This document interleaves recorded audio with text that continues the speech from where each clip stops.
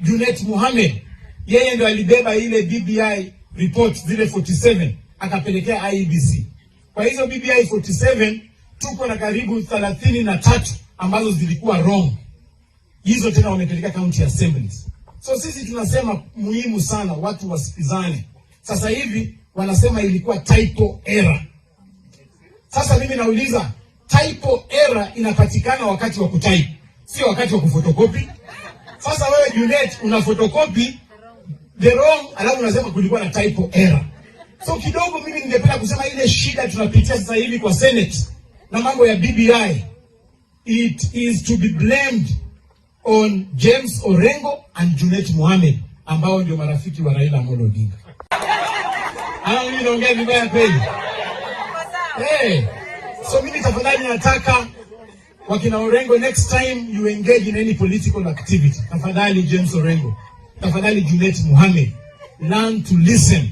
Ilifika mahali wakamilitarize, wakasema kwamba hii BBI ni ya watu wawili peke yake.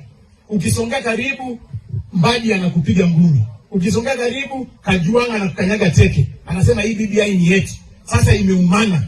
Tulisema ile wakati mwingine.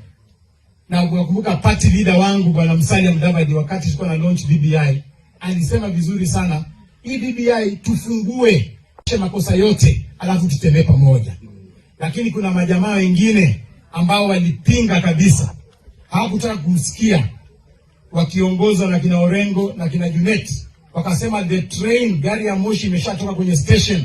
Amen. Hakuna kufungua, hakuna kuchange koma yoyote, hakuna kubadilisha amendment yoyote. Sasa imefika sasa hivi BBI iko katika bunge, iko kwetu. Amemwona hata Senator Weni Mtula akiangazia maneno. Imefika kule. Sasa wakina Orengo wanagundua kwamba kulikuwa na shida katika hiyo BBI. Sasa hao ndio wanataka tena ifunguliwe. Na hao ndio walikataa kwamba BBI isifunguliwe.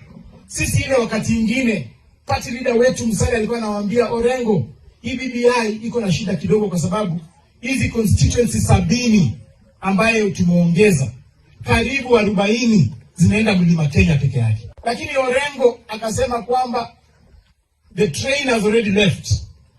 Yule Junet Mohamed akasema hakuna kugeuza.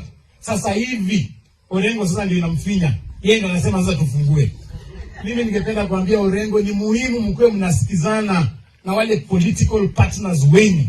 Mtu akikuambia kitu usiongee kizungu mingi na sheria mingi, usahau kumsikia, uweke siasa ndani.